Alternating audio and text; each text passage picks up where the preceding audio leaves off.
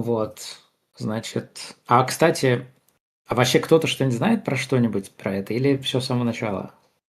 Конечно, То есть все с мы как самого бы... начала. Мы Всё с самого для, начала. Хорошо. да, новых Ну, я... зрителей это обязательно.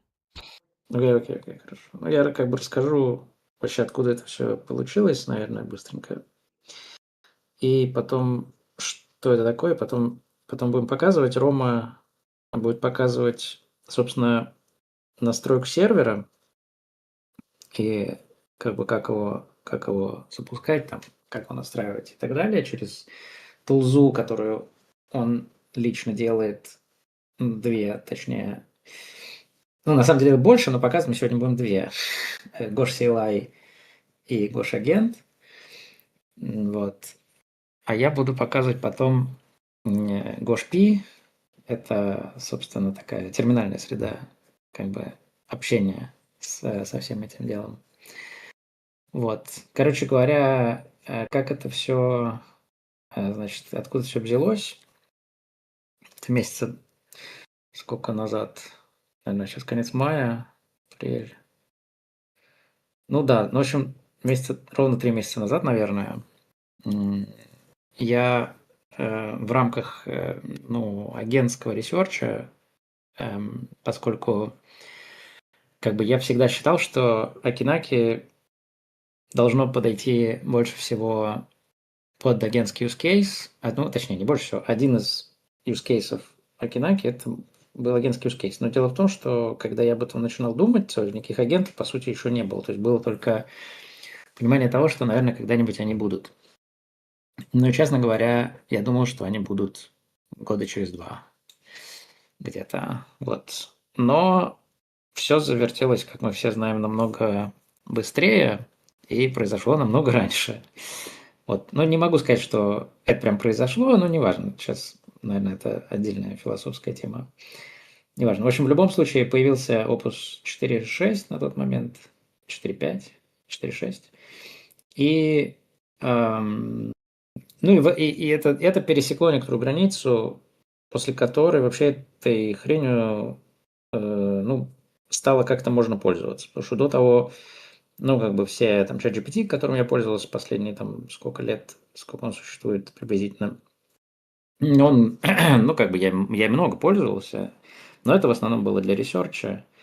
С точки зрения программирования он ничего не мог, по сути, почти совсем ничего. Ну, и тут антропик я уже даже не говорю. Вот. Ну, это я так свою точку зрения высказываю. Короче, никакого продакшн-кода на этом сделать было нельзя. А вот начиная с где-то, ну, вот с выхода там опуса, я не помню, 4.5 или 4.6, ну, в феврале то, что вышло, с этого момента этим более-менее стало можно пользоваться. И как бы, ну и, конечно же, все ускорилось, и как бы я должен был начать думать относительно того, как мы уже надо, короче, переворачивать. Оказалось, что надо переворачивать агентов намного быстрее, чем я думал. Вот. И как бы, ну, я подумал, что, наверное, надо сделать какой-нибудь мультиагентский, какой-нибудь, я не знаю, какой-нибудь там кло, если вы понимаете, о чем я. И как-то его использовать для агентов. Ну и начал это делать все, и где-то недели 3 я это делал. А, и понял потом, что нет, так это работать не будет вообще, от слова совсем никогда. Вот. То есть, ну да, это все хорошо, что есть Кло, и что можно привернуть как бы всякие интерфейсы к агентам. Но дело в том, что эти агенты, к которым ты приворачиваешь интерфейсы, они вообще не работают нормально. Ну, то есть это, конечно, можно там, ну, это приблизительно как делать роботов на Андроиде или какая-нибудь такая вот хрень. Как бы, да, конечно, это все очень весело и забавно, и он даже делает вид, что он пишет какой-то код или что-то еще такое, но это все такое, ну, немножечко кустарно-детское такое. Вот. То есть нормального use case за этим не стояло. Стояло много как бы возможных экспериментов, но нормального use case я за этим не увидел. И мне показалось, что самое главное, чего не хватает для того, чтобы эти нормальные use cases появились, это не очередного мультиагентского харнеса, не очередного там какого-то взаимодействия между агентами, я не знаю, и какого-нибудь очередного файла, там, skills.md, собственно, организации агентов вокруг данных, а не вокруг workflow. Вот. И вот эта мысль, она как бы с тех пор меня не покидает, и я стал делать совсем другое, не то, что планировал. Потому что я понял, что если я этого не сделаю... Ну, я посмотрел на то, что есть в этой области, и я понял, что этого нет, ничего такого на самом деле. То есть как бы такие потуги, они последние там какие-то год-полтора, они существуют на рынке. Это системы memory для агентов, всякие MEMO, MEMZero там и прочие, но с ними все было очень плохо, или там тот же RAG, ну, это векторные базы данных, которые на эмбеддингах работают, и которые просто все это очень давало неточный результат. То есть, как бы ты можешь построить что-то вокруг данных, но это что-то будет очень плохо работать, потому что данных оно этих не видит нормально. Вот. И, короче говоря, значит, ну и все. И вот с этого момента все, да, все пошло немножко в разнос, потому что я перестал спать практически, потому что оказалось, что это очень большая задача, и она не то чтобы до сих пор решена, мной в смысле, но во всяком случае что-то такое уже, чем таким уже можно пользоваться. Значит, короче говоря, что это все такое, что такое Gosh AI? Это как бы агентский харнес, который построен вокруг memory, вокруг памяти, которую эти агенты между собой шарят. И да, и к вопросу, ну, короче говоря, значит, сейчас мы покажем, как это приблизительно работает немножко. Надеюсь, ничего не сломается. Вот, но я стал делать эту memory. Значит, я эту memory опубликовал сколько, Илья, недель назад, я уже не помню, 3, 4. Ну, по-моему, месяц. Ну да, где-то месяц назад. Ну, по-тихому, я ничего не раздувал из этого такого особенного. Вот. Но это как бы семантическая агентская память. Это такая штука, которая умеет принимать на вход документы, разговоры и кодовую базу пока что, 3 вещи. И умеет извлекать из нее факты семантические, ну, как бы сказать, в этой базе данных что-то искать, то для этого он должен знать, что искать. То есть он, как бы простой пример, у вас есть бэкэнд, вы как бы делаете там систему, у вас есть бэкэнд, и в этом бэкэнде у вас, ну, предположим, SQL какой-нибудь база данных стоит, да, и вы там делаете запрос какой-нибудь. Но вы знаете данные, по которым сделать запрос. Вы знаете формат этого запроса, вы знаете как бы всю семантику этого запроса изначально, и вы можете этот запрос детерминированно построить. Вот, но у агента не такая задача. Он не знает детерминированно, как построить запрос, потому что база данных, она, ну, как бы бесконечна, по сути, и данные там не структурированы. И поэтому так не получится. То есть он просто не будет знать, какой SQL-запрос построить, потому что он не знает, что искать точно. Он как бы знает приблизительно, что искать. Поэтому для того, чтобы искать, ему нужна как бы семантика. То есть он языковая модель, и он должен искать как бы языковыми конструкциями. Ну, то есть там, ну, я привожу этот пример всегда, потому что это пример из такого дата-сета, который называется Locomo. Он дурацкий датасет, но у него есть один прикольный пример, который не решается никогда и никем. И пример это приблизительно такой. То есть там 2 человека разговаривают, одного зовут, кажется, Джон, и они долго там разговаривают, длинная беседа. И в этой беседе Джон там говорит, что он терял работу, там еще что-то. И в том числе он говорит, что у него толстые пальцы. В какой-то момент он говорит, что у него толстые пальцы. И дальше вот у вас есть такая беседа, у модели есть такая беседа, да, она где-то лежит. И вот модели задают вопрос, а какие проблемы со здоровьем вообще у Джона есть? Вот. Ну и все. На этом все приблизительно ломается у всех. То есть ломается у систем memory систем, ломается у моделей, ломается у всех. Никто. Ну, и у людей, на самом деле, тоже, так если подумаете, тоже не очень хорошо. Ну, как вы, вот как вы с таким запросом, таким вопросом пойдете к базе данных, и что вы именно туда засунете в этот запрос? Ну, вы засунете, ну, что нам сможет построить какой-нибудь SQL-запрос, найди там все, там, health, там, тра-та-та, там, я не знаю, hard, ну, в общем, что угодно вы туда засуньте, вот обычно исходящие из этого запроса по health, ну, как бы какие-нибудь слова ключевые, да, и вы ничего не найдете. Вы ничего не найдете, потому что толстые пальцы не относятся ни к чему, ну, они просто не бьется ни с одним с этих запросов. Да. Вам нужно извлечь из этих данных семантическую структуру, которая бы связала толстые пальцы с ожирением, ожирение со здоровьем, и здоровье с вопросом о здоровье. Как бы, да? То есть, ну вот эта штука, которую я сейчас писал, это как бы semantic structure. Это семантическая структура. В общем, короче говоря, для того, чтобы LLM модель что-то искала, ей нужно семантический мост как бы вместо поискового запроса. То есть это семантический поисковый запрос. Вот. Но мы сегодня много, наверное, будем говорить про семантику. В частности, в применении к блокчейну, как бы. Но, в общем, вот такая история. Вот. Ну, в общем, делал я эту memory как семантическую как бы базу данных. То есть это база данных, которая как бы строит эти семантические структуры. И как-то, ну, довольно неплохо она работает сейчас. Она там, наверное, на некоторых бенчмарках, я прогнал ее на нескольких бенчмарках, всяких разных, в том числе на тех, которые обычные модели, там вот Opus 4.6, он на тот момент был там MSRS, да, этот бенчмарк, поиск иголки в стоге сена, ну, как бы там до 8 иголок можно искать, и она там, ну, она получает результатами, не помню, 92%, кажется. Это она в своем окне ищет, не в базе данных.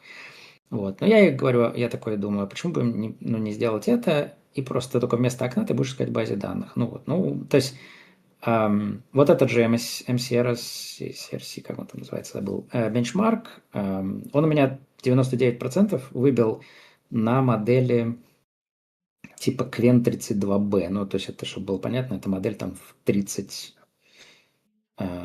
нет, каких-то 1000 раз меньше, чем Opus. Вот. Ну, как бы окей, хороший результат, неплохой. Потом, ну, я прогнал там на всяких разных других бенчмарках. На некоторых лучше, на некоторых хуже она работает. Но в любом случае она там на первых позициях по всем бенчмаркам. И это мы сейчас не говорим. Вот вы, может быть, слышали, там Мила Йовович какой-то свою memory тоже запускал там несколько месяцев назад, недель назад. Вот. Но там вообще это, конечно, ну, как сказать, это жульничество, потому что она там, ну, то есть результаты брала такие, что типа у меня в топ-5 или в топ-10 попадает всегда 100% попадает в топ-5, например, нужный результат. Но в топ-5 нужный результат и у меня попадает 100%. Это не решение. Решение – это когда у тебя топ-1 нужный результат. Вот, ну, там просто подкручено. Как бы. Ну, они, правда, честно об этом пишут, честно пишут о том, что они нечестно считают. Ну, ладно. Нет, я имею в виду честный абсолютно бенчмарк, когда как бы единственный ответ – это там джаджем, ну, все согласно методологии бенчмарка. Вот. Ну, короче говоря, есть такая. Вот, короче, я сделал эту memory, она как бы, она что-то ищет там довольно хорошо. Она ищет, делает тематические структуры. Вот, она стоит денег, потому что, ну, в смысле, стоит денег не сама это, а стоит денег ее использование, потому что нужна модель, которая в начале стоит и в конце. То есть она как бы, ну, модель там дешевая, очень дешевая, там можно использовать всякие дешевые модели. Но понятно, что чем лучше модель, которая использует, тем лучше результат. То есть это модель, которая кладет в память так называемый, у него называется librarian, ну, библиотекарь, и дальше любая модель извлекает. Вы можете использовать одну и ту же модель, которую вы пользуетесь, и для одного, и для другого, это не проблема. Как бы, ну, в общем, можно экономить токены, просто использовать более дешевую для того, чтобы раскладывать эту семантику. Вот, короче говоря, значит, сделал я эту memory, и после того, как я сделал эту memory, ну, как бы сама по себе memory я ее выложил месяц назад, но как бы как ей пользоваться, было не очень понятно, потому что, собственно, дальше надо было этих агентов как-то привернуть к этой memory. И да, можно просто взять тупо и взять какой-нибудь Cloud-код, взять какой-нибудь там кодекс. Это можно, это все работает. То есть можно взять и указать его как MCP-тулы и хуки, Это вот сейчас, может быть, даже Роман нам покажет. У него это работает в Гош-агенте. Правда, мы не договаривались, что он это будет показывать, но вдруг, вдруг это работает. Вот, ну, неважно. Да, есть, в общем, есть такая репозитория Гош-агент на Расте написанная. Надо, чтобы кто-то замьютился, а то слышно, да. Вот. Короче говоря, но этого было, это не очень хорошо, ну как бы нормально работало в принципе, но этого не хватало. Есть вот это извлечение фактов из обычных текстов. И оно еще многоэтапное, то есть это извлечение фактов, потом создание векторных связей, создание entity связей, создание связей между разными сессиями. И для этого всего можно настроить разные модели. Вот то, что мы, собственно, и видим, что embedding модель, например, у нас такая-то, про Secret Ref чуть позже. Условно, librarian, тут уже идут профили настраиваются чуть ниже, и описание профилей как раз-таки вот здесь есть, какую модель использует профиль. Что такое Secret Ref? Это чтобы в конфиге не показывать... Конфиг достаточно публичная вещь, и она не секретная, и чтобы можно было не подарить кому-то свои ключи. Здесь сделано понятие Secret Ref. Это значит, что когда память будет читать конфиг этот для исполнения какой-то из своих задач, она увидит такой-то secret ref, пойдет в secret storage, и по вот этому имени она поищет секретный ключ. Сейчас мы это будем добавлять, я думаю, может быть, немного понятнее станет. Scope – это значит, насколько широко доступен этот секретный ключ. Мы могли бы здесь написать условно swarm, не помню конкретно, как пишется, но что-то swarm, значит, этот секретный ключ был бы доступен определенному swarm, а не всему namespace. Пока можем копернуть его.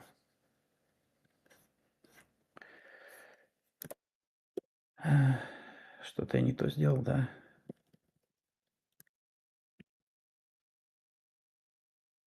Прошу прощения. Лучше я так сделаю. Может, так будет лучше. Я просто лишнего сделал. Так, это мы просто положили куда-то.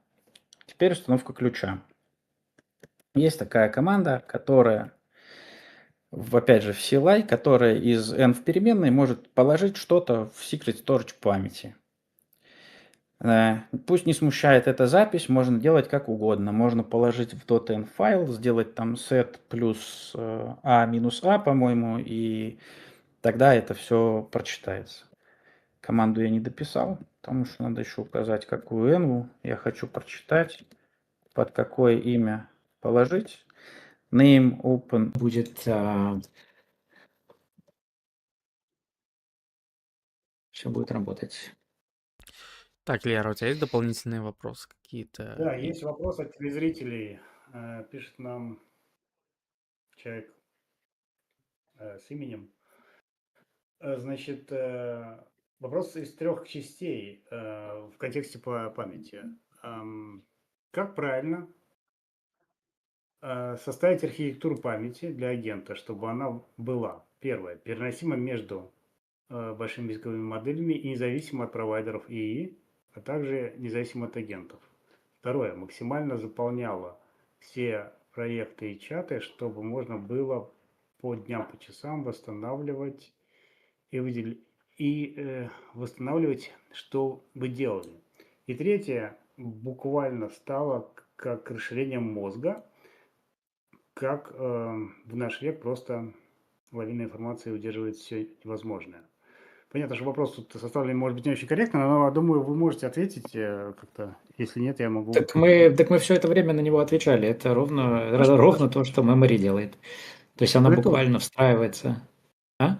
Ну да, я понимаю. Давайте подытожим. То есть, вот отвечая... Ну да, то есть вы устанавливаете memory. Memory записывает все из всех ваших агентов. Буквально. То есть мы не экономим вообще слово совсем мы не экономим диск. То есть там нет такого понимания, то есть, ну, как бы она будет... Вы можете там, наверное, настроить как те фильтры, которые хотите, но в целом она записывает вообще все подряд. То есть все, что ваши агенты делают, что вы пишете агентам, что агенты пишут вам, все документы, которые вы агентам даете, промпты, все, вообще все, просто вся кодовая база, с которой они работают, все записывается в память. Хорошо, а мы можем, смотрите, вот сейчас мы не смогли увидеть до конца шаги настройки памяти, но если бы у нас это получилось, Не, вы следует, настроили, вы шаги настройки видели до конца. Там то, что там ну, сейчас это упало, это ну не да, относится к я имею в настройке. виду, Настройка все есть. ну, я имею Почти к памяти все равно. Ну, в нашей модели. Короче говоря, вернемся к командам memory на секундочку. Значит, у вас есть 16 команд, связанных с memory, 10. Окей, 10 команд, связанных с memory.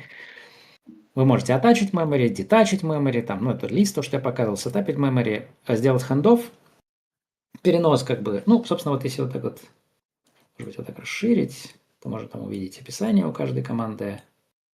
Вот. И всякие разные моды. Не буду сейчас останавливаться, потому что много всяких команд. Вот. В данном случае нас интересовал лист, потому что мы хотели присоединиться к memory, мы это сделали. Дальше как бы у вас есть свармы. Сварм, это, как мы говорили, это некий агентский harness, это как бы это данные, которые агенты, присоединенные к этому сварму, видят и могут менять иногда. Могут только читать и не менять, могут читать и менять, как Рома говорил. Значит, и есть вот такое понятие Swarm Package. Сейчас мы к нему, может быть, вернемся, но суть заключается в том, что Swarm пакет – это такая переносимая штука, когда вы как бы свой Swarm сконфигурировали и можете его экспортировать, а можете взять чужой, который кто-то сделал, и импортировать его к себе. И запустить как бы, да. Вот, и, соответственно, есть всякие, вот это импорт, например, там, reconcile, то есть, в общем, всякие разные вещи, которые можно делать со свармами. Вот, вот как бы идея на самом деле в том, что я не люблю с командами разбираться. На самом деле все эти команды, я вам сейчас покажу, но на самом деле они, я их не делал для того, чтобы их руками использовать. Сейчас покажу, для чего я их все делал. В общем, есть свармы, есть агенты. Это уже конкретный агент. Тут вы можете, например, взять и запустить агента.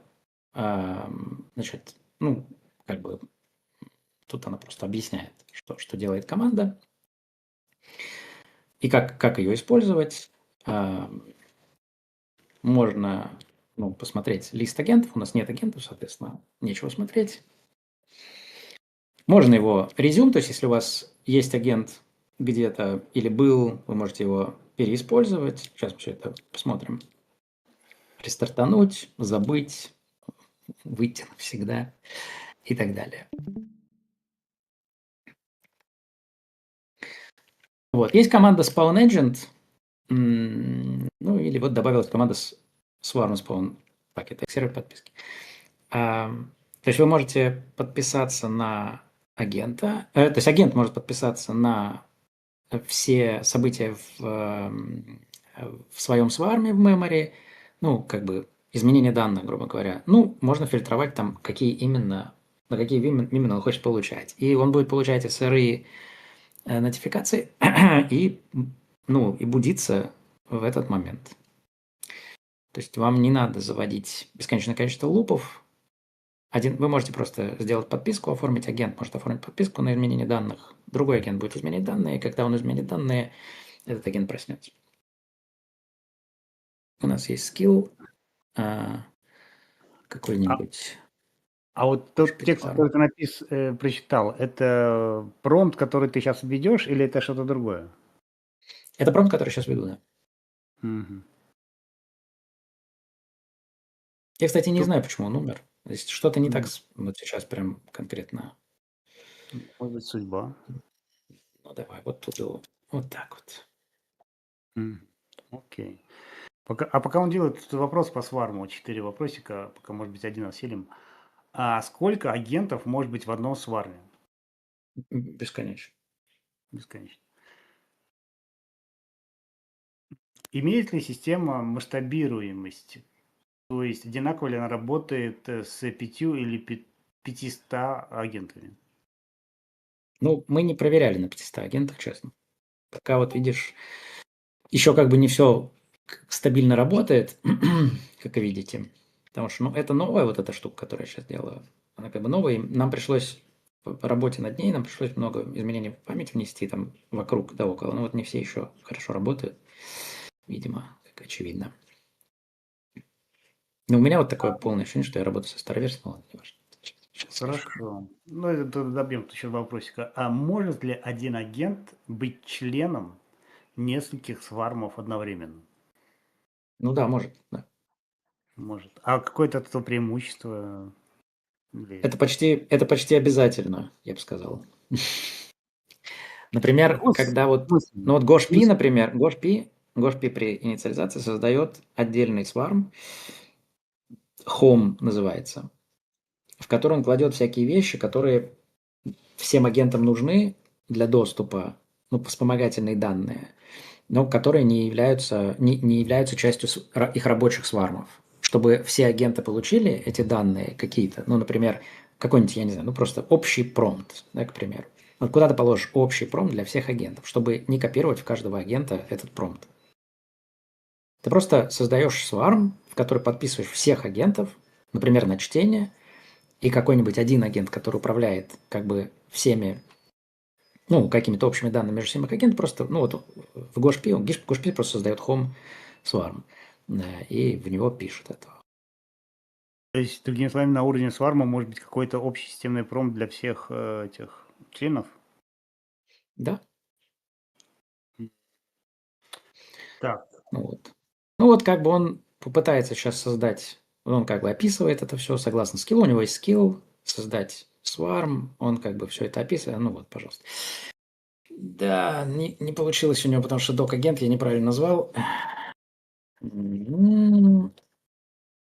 А ты можешь ему сказать, а я неправильно назвал док-агента? Повтори. Ну, Вопрос в извини, контексте Илья. свармов. Есть ли Мгм. критические точки, где система неустойчива? Ну, конечно, есть, вы только что это наблюдаете. Ну, это не штатная Критические ситуация, я бы сказал, так что не стоит ссылаться на этот пример. Ну, скажем, в любой системе, особенно распределенной, как у вас, есть какие-то места, о которых стоит знать. В данный момент какие это места? Это не распределенная система, давайте прямо скажем.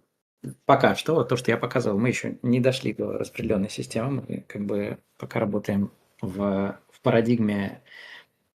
Сейчас я буквально в 2 словах расскажу про распределенную, но, наверное, к концу уже.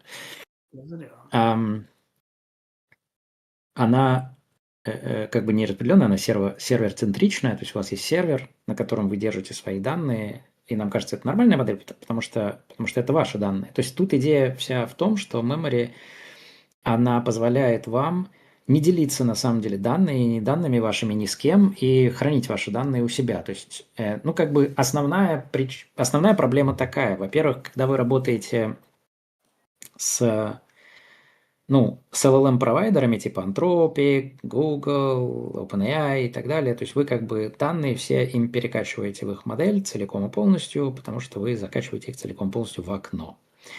И дальше вы работаете с какой-то одной из них, а на самом деле, вот я, например, не работаю с одной из них, и очень этому рад, потому что каждая из них имеет свои преимущества и свои недостатки. И говоря уже о том, что есть еще куча моделей, которые просто дешевле, при том, что они отлично справляются с разными задачами.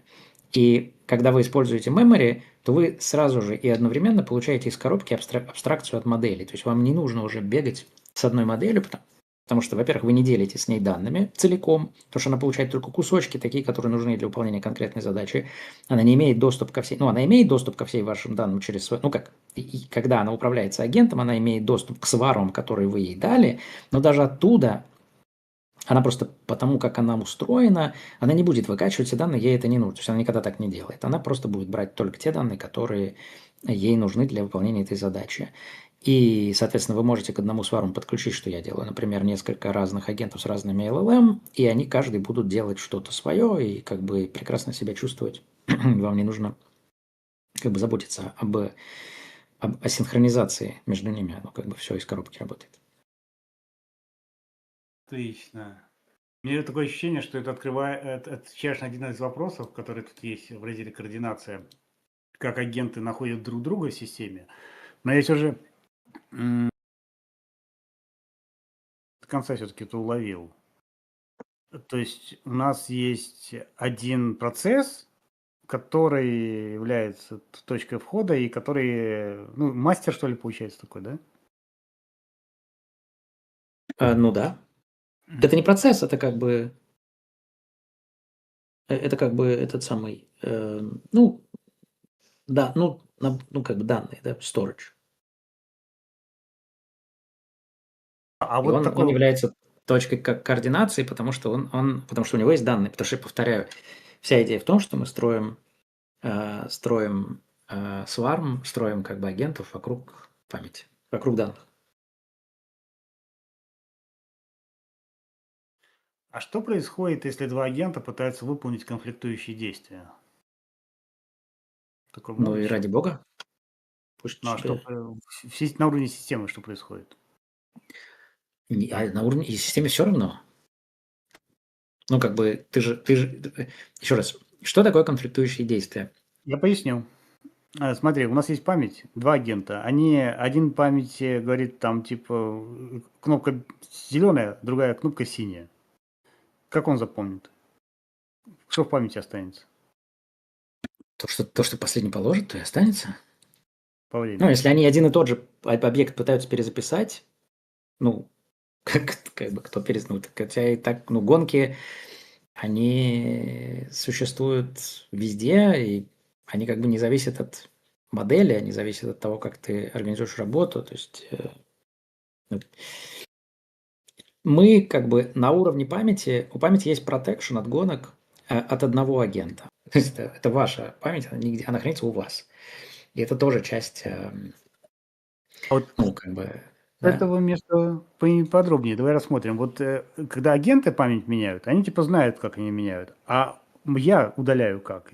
Через агентов, да? Типа забудь Просто, что-то. во-первых, ты можешь через агентов удалить. Ты можешь сказать ему там, удали-ка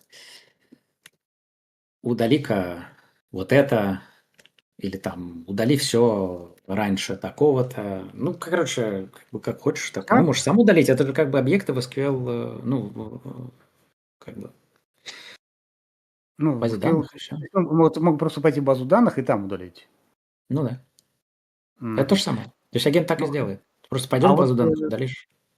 возвращаясь к Garbage Collection, я помню, что ранее ты говорил, что есть какие-то механизмы обучения памяти. Я вообще думал, что вот ты об этом расскажешь. Там реорганизация. То есть Garbage Collection нет, но есть обучение.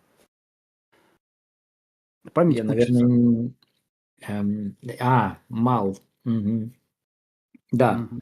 Мгм. Внутри памяти есть такой луп, называется mal, и его можно запустить, он отдельно запускается. Готовьте токены, так сказать, потому что он будет тратить токены. Что он делает? Это такой авторесерч, как любят Карпаты это называть.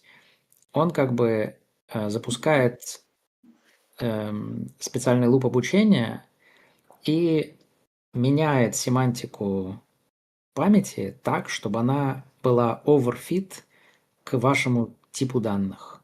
То есть у вас есть какие-то запросы, какие-то данные, которые положили, и вот вам не нравится, что там вместо... То есть она не в 100% случаев ищет хорошо, а там ищет она, там, я не знаю, 80%, а вам нужно, чтобы прям вот 100% искала, вот чтобы прям вот офигенно искала именно по вашим данным. У вас какие-нибудь данные, там, категории какой-нибудь, там, я не знаю, ну, я не знаю, биоресерч какой-нибудь там или еще что-нибудь, или вон трейдинг, крипты. И вам хочется, чтобы память вот именно по этим данным искала просто, блин, вообще идеально. Можно запустить этот мал, он научится вашей семантике конкретно вашим запросам, и будет он построит специально, внутри он строит такие leaf prompts, это внутренние деревья, промпт-деревья внутри семантической структуры памяти и может достроиться до того, что прямо по вашим запросам будет почти 100% отдавать. Ром, я там Ясно. скинул самый 254 PR, можешь с него прям развернуть поверх, мне кажется. Митя, а вот финалочка. А вот этот бенчмарк, который там у тебя по мемори, он с молом или без? Без. Не, с молом там было бы 100%. Это вообще, это же оверфит. То есть он просто возьмет и научится всем этим вопросам, и все.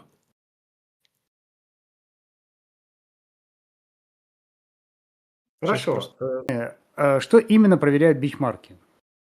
Там, может быть, про какой-то один Мгм. можешь сказать? Просто Бенчмарки цифры. это, ну, да, бенчмарки, как работают бенчмарки? Ну, у вас есть как бы какие-то, ну, вопросы, ответы, например, и как бы и есть, ну, база данных, вопросов, например, да, и запросов, и данных, по которым эти запросы должны отвечать. Ну, например, там locom это, или там long mem eval, там какие-нибудь это conversational какие-нибудь данные. Ну, то есть это много, просто огромные тонны, гигабайты разговоров между людьми. Ну, буквально гигабайты, то есть они огромные, эти данные просто огромные. И дальше есть вопросы, на которые как бы вы должны отвечать, и известные ответы на эти вопросы. И, ну и все, и вы там свою систему тестируете на бенчмарках. Ну, это как бы стандарт для LLM-систем, ну, не только для LLM-систем. В принципе, как-то так. Хорошо, а вот в случае бенчмарка какого-то над конверсейшеном по этим диалогам, вы, чтобы запустить бенчмарк на вашей системе, вы эту базу данных загружаете в свою память. Да, И по конечно. ней начинаете искать Да. и Сотни показываете. долларов. Понятно. Богатые. Ну, Эм, Вы, значит, ну как же, надо систему тестировать как-то. Что делать? а в случае, когда, допустим, там у вас сравнивается с каким-то OpenAI, она-то Ну как да. это делает? То есть она куда Они тоже на загружает? этих бенчмарках. Ну так они тоже на этих бенчмарках проверяются. Ну, на некоторых. Но не очень понятно, что тестируется. Допустим, они какую базу данных используют? Ну, там, SQL, Lite, там, Postgres или что у них? Как Ничего они не хранят? используют. Нет, они в memory засовывают. К себе в окно. То есть там данные, У них нет помещающиеся. никаких баз данных. То есть получается, вы Они не умеют. сравниваете. То есть получается, тест заключается в чем? Мы запихиваем в контекстное окно какие-то Да, диалоги, и да, в случае OpenAI мы говорим, а найди-ка мне вот такую информацию. Она такая, оп, да, нашла или не да. нашла. Ну, как бы, А вы, да. Ну, а вы, в случае с... А мы засовываем в memory вместо окна. ну да, я это и хотел сказать. Ты меня опередил, как обычно. Ладно, так, Не, но бенчмарки дело в есть. том, что это важный момент, что, конечно же, на больших данных никакие модели просто не в состоянии вообще. То есть они проигрывают просто любой системе памяти.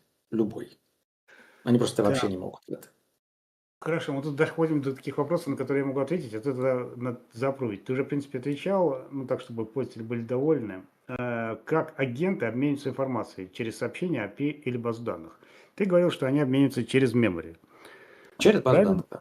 Да, через базу данных, через сервис курьера, subscription, когда они подписываются на события в базе данных. И это и есть, по сути, их дергает это событие. Это событие может быть все что угодно. Не надо обязательно сообщение посылать. Можно просто изменить. Вот она, например, вы меняете какой-то файл. Работаете над документом. Вот два агента работают над документом.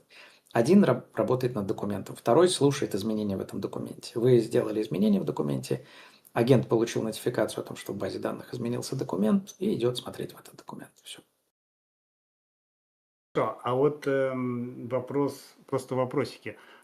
Может ли плохая координация привести к неправильному, ну, тут написано обучение, но тут, наверное, сохранение в базу данных памяти? То есть, Нет, база данных, сохранение базы данных вообще не имеет никакого отношения к этому, она сохраняется отдельно. Ну, в смысле, сохраняется. Положили данные, оно сохраняется, все. А координация может повлиять на результат вашей хорошо. работы. А последний вопрос в этом аспекте. Есть ли какие-то у вас инструменты для профилирования системы? чтобы понять, что где происходит и что пошло не так. Ну вот же, конечно, вот error message, видите? Это и есть Ну, профилирование. Там есть, не, ну подождите.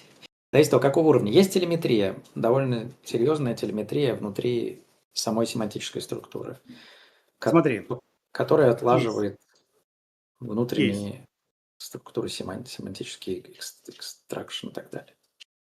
Retrieval. Ну, рассмотрим кейс. Вот ты нам показывал промпт, который не удался. Бывает с каждым. Значит, если бы он получился, у тебя образовалась бы некоторая такая структура из конфигурации, которая выполняет твою задачу. И ты такую задачу выполняешь, и что-то идет не так. Есть ли у тебя возможность эту вот структуру, которая настроится из этих сварм памяти и всего, как-то пропрофилировать и понять, где сломалось, на каком этапе?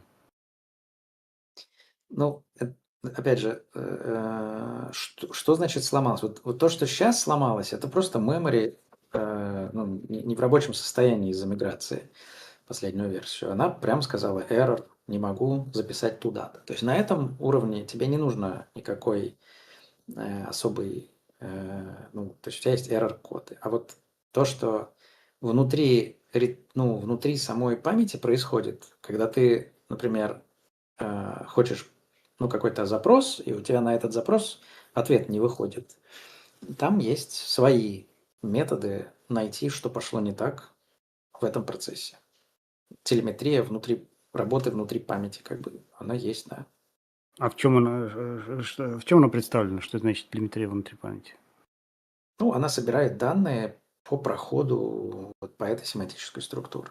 И она может сказать, на каком месте. То есть ты можешь посмотреть на весь проход модели от запроса до того ответа, который она получила, или она не получила вообще ответа. И можно посмотреть ее путь внутри этой семантики, семантического графа, назовем так. Хотя там не один граф, там много графов. И увидеть, куда она пошла не туда по нему. То есть прямо от промпта пользователя. Прямо от промпта пользователя. Ну тогда получается у вас есть эта система профилирования. Ну да, только это телеметрия, а не профилирование. Потому Ну, что мы ничего не профилируем. вопрос терминологии. Профилирование не Слушай, профилируем. а вот сложный кейс. Вот ты, опять же, возвращаясь к твоему промпту, ты там описал достаточно такой сложный, там, возьми это, отнеси туда, там, курьерами да. доставляй сюда. И ошибок у нас нету. Мы запускаем промпт, но понимаем, что кто-то кому-то что-то не доставил. Ну да, но есть логи. Логи. Ну, все логируется, конечно. Все логируется. По логам, тем же самым агентам, сказать, посмотри логи. Да, легко просто. Что пошло не так? Окей. Так, у меня вопросы исчерпались, а пользователи притомились. Давайте перейдем Давайте по блокчейну тогда. Да, И 19 всё. пользователей нас слушают, 48 лайков. В общем, неплохо. Блокчейн. Блокчейн. Ну, память у нас еще не стартанула. Она собирается. Ты можешь разогревать пока. Ну да, я стоит? пока просто покажу что-то Мгм. здесь, может быть. О, кстати, так вот видно лучше намного. Ну, потому что я только один экран. Да. Давайте спросим у нее.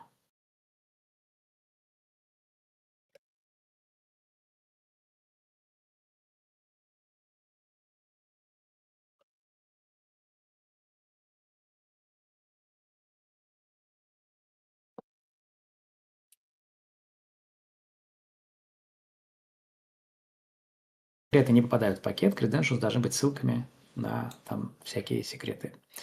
Пакетч можно экспортировать, загрузить в Package Store. Вот эту фразу запомним. Загрузить в Package Store, потом установить и заспавнить агентов. Это канонический JSON-L. У него там есть структура. Значит, то есть это как бы некий стандарт, который мы выработали для описания свармов. У них есть, есть пакет, есть роль, есть агент, модельный endpoint, вот это, или модельный раутер, тоже запомним это, секундочку. Тулы, скиллы, ресурсы, какие-то артефакты, процессы, луп и схема команд. Значит, ну, вот для моего автокод Swarm пакетч описывал бы машину, роли, вот эти вот протоколы, тулы и так далее. То есть вы как бы описываете целиком всех агентов в этом случае. То есть, по сути дела, вот то, что я до того писал в виде промпта, описывается в структурном виде JSON-L, значит, некого описания, в котором, значит, есть вот эти вот все нужные как бы описания взаимодействия всех агентов внутри этого сварма. Теперь, кроме этого, ну, то есть это как некий MCP Surface, такой, как MCP, но только для сварма, для как бы харнеса агентов. Значит, что произойдет следующим шагом? Следующим шагом можно эти пакеты, то есть следующим шагом будет магазин пакетов, ну, магазин в данном случае просто, имеется в виду store, в котором на блокчейне, на Кинаке, в котором вы можете эти свои свармы готовить. Сейчас объясню, почему это имеет вообще смысл. И другие люди могут их найти, посмотреть и забрать себе для своих, ну, для своей работы. Работать они будут с их памятью. Ну, тот, кто установил у себя, естественно, будет работать со своей памятью. Но есть вот две вещи. Значит, вы сможете в пакете, то есть уже сейчас можно в пакете описать model endpoint, ну, токен endpoint, и можете раздавать свои токены, в принципе, для работы с вашими, как бы, с вашими пакетами. И в этом случае вы можете зарабатывать на продаже этих токенов какой-то процент. Кроме того, вы можете добавить ресурсы, например, связанные с вашей инстансом памяти, и тогда агенты могут пользоваться данными из вашей памяти для работы в другой памяти. Что это дает? Например, вы можете создать какого-нибудь агента финансового аналитика или там мега-трейдер, мега-успешный трейдер. Вы можете указать ваш endpoint, который будет транслировать какую-нибудь модель, с которой вы научили работать ваших агентов. Например, вы сами натренировали модель какую-нибудь финансовую, ну или вы используете, или там у вас есть какая-то секретный соус, там, я не знаю, какие-нибудь препромпты, оборачивание промптов вокруг там какой-нибудь опуса или ChatGPT или что-нибудь еще. И вы можете как бы завернуть это. И плюс к этому вы можете дать еще данные, которые будут лежать у вас в памяти, которые, например, как данные финансовой аналитики какие-нибудь, которые вы даете, которыми вы даете воспользоваться вашими агентами, если они используют ваши модельные токены. То есть вы зарабатываете на перепродаже токенов, а как бы value, который вы даете людям, это вот этот вот, собственно, harness, который вы построили, который использует данные ваши, какие-нибудь секретные, ну не секретные, ваши. Вы там специалист в чем-нибудь, вы эти данные положили к себе в память, или там вы натренировали модель, или как бы сделали так, чтобы модель работала как-то вот, ну, например, вот для этого трейдера, если вы там показали, вы там как-то научили этих агентов анализировать как-то данные по-особенному, там, я не знаю, строить какие-нибудь прогнозы, графики, еще что-нибудь, читать какие-нибудь отчеты, или загрузили ему там миллион отчетов, на которых он там может это все использовать и так далее. Но вы не отдаете это все как бы в паблик, вы создаете вот этот свой harness, и кто-то может взять harness себе, трейдить, используя вашего агента, а вы получаете просто какой-то процент, например, от токенов, которыми которым этот ваш пользователь пользуется. Вот такая вот модель. И это все будет работать на Акинаке, то есть будет этот как бы магазин, Store, в котором кто угодно может размещать вот эти вот сварм-пакеты. А сварм-пакет создается прямо вот здесь, как я уже показывал. То есть, собственно, вот таким промптом или там любым промптом вы создаете. То есть, грубо говоря, любой сварм, который вы создаете здесь, и в течение времени улучшаете. Да, тоже можно улучшать же дополнительных агентов, там чему-то их учить, какую-нибудь информацию в память загружать. все, что вы здесь делаете в этом сварме, оно сохраняется как пакет. После этого вы берете, делаете просто swarm packet export. Потом я добавлю прямо сюда в эти команды добавлю swarm package list. Ну, лист не в смысле листа, в смысле листинг, да, не знаю, как будет по-другому называться, но суть в том, что Publish. типа publish, да, publish, нормальное название. Swarm package publish. Отсюда можно будет прямо публиковать это на блокчейн. Вот. И, собственно, вся ваша конфигурация уедет на блокчейн. И все. Вот Блокчейн причем тут будет блокчейн. выполнять роль биллинга, я так понимаю.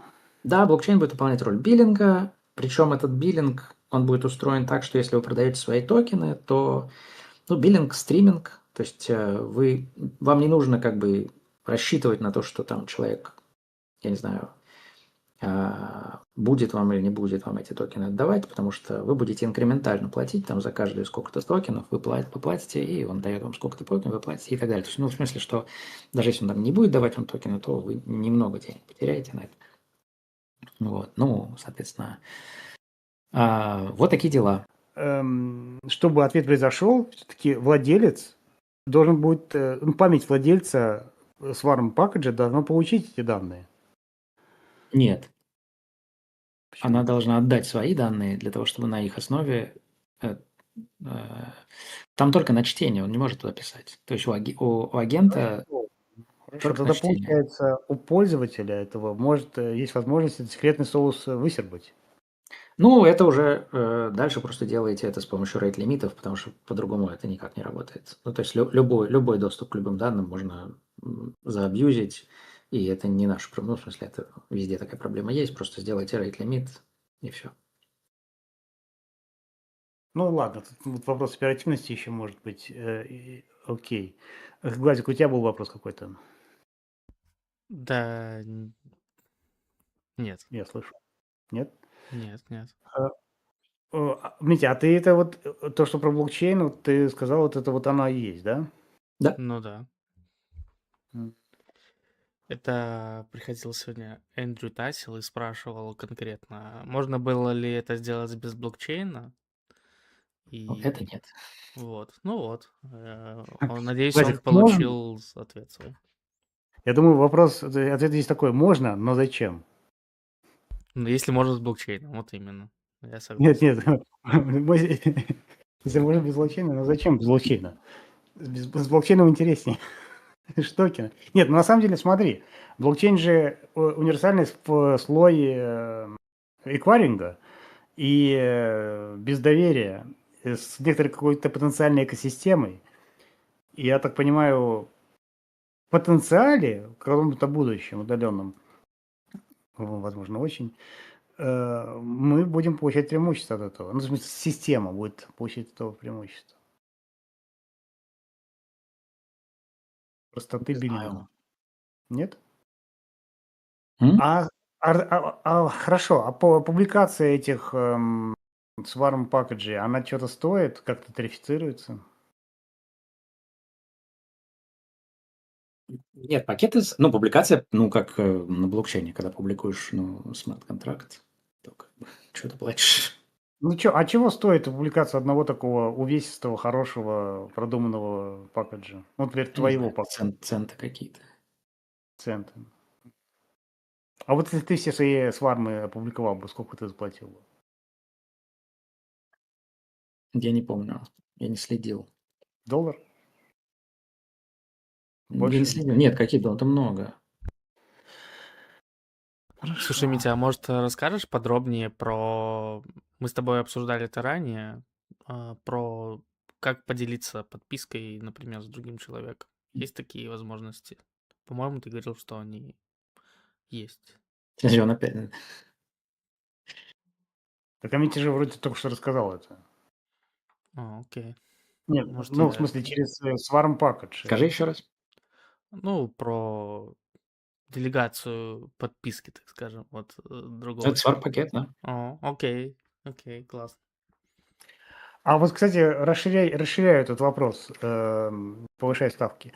Могу ли я сделать Swarm Package, например, бесплатно, Для определенного участника системы. М.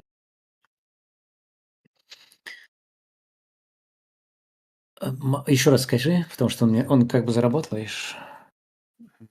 То есть, ну, если я хочу поделиться пакеджем с определенным человеком, то есть я делаю пакедж с своими там соусами, делаю экспорт, Глазик делает импорт, и у нас будет работать или не будет работать?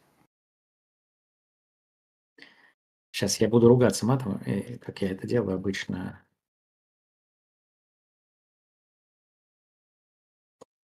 Глазик, Продолжайте. Достаточно мягко ты как-то. Я старался на камеру, так сказать. заинтриговал. Да, он настолько испугался. Да что ты не можешь приспать-то? Да не надо.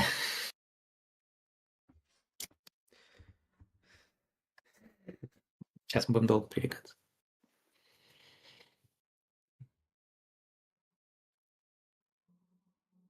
Чтобы ему угрожать. Ну, я сейчас начну, да.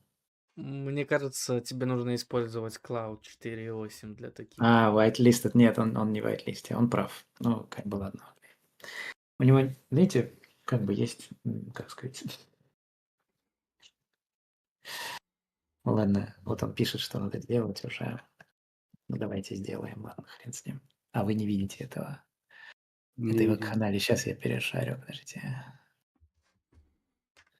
Сейчас, как это делается? Вакханалия. Ну, вот он их там пристартовал все. Ну и что-то, что он... Это я, понятно, он с последнего и рестартовал. Не то сделал. Да. Окей, ну ладно, не буду дальше вас мучить. Нет, ты можешь Так нас давай мучить, добьем, но наоборот как-то прикольно. Прикольный вайп у нас сейчас. добьем кейс с координацией, это не очень понял. Ты говоришь, блокчейн нужен для координации, а мы с Глазиком берем, обмениваемся этим пакеджами без блокчейна. Блокчейн-то будет в нашем случае использоваться или нет?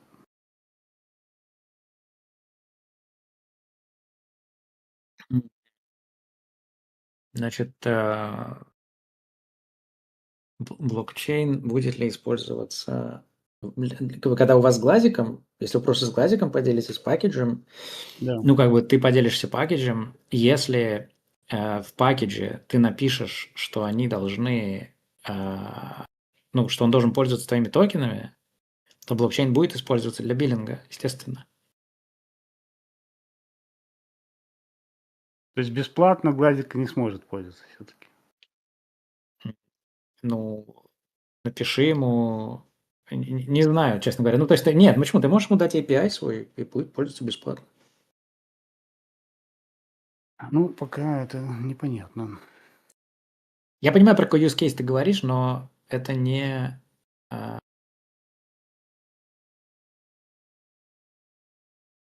Просто не очень понятно, зачем вот этот импорт-экспорт, если все равно нужен блокчейн. То есть вроде как Нет, смысл подожди, теряется. не, еще раз, ты же не обязательно там можешь указывать этот API. Ты импорт-экспорт просто можешь взять свой сварм и перенести в другое место. Все. Ну, Ты же в конце концов в сварме можешь указать, просто используй там, я не знаю, Anthropic API. Все. ну, так проблема как раз таки вот в том, что мы же рассматриваем кейс. Я настроил свою подписку вот в этот пакетж и экспортирую. Говорю, Владик, вот, пользуйся. Но ты говоришь, нет, подписку ты не можешь использовать, используй токен этот API. Суть-то в чем вопрос-то вот в том, чтобы вот есть подписка, я хочу ей поделиться Владиком через эту систему. Ну, это не так работает. То есть, тут Может, вопрос был про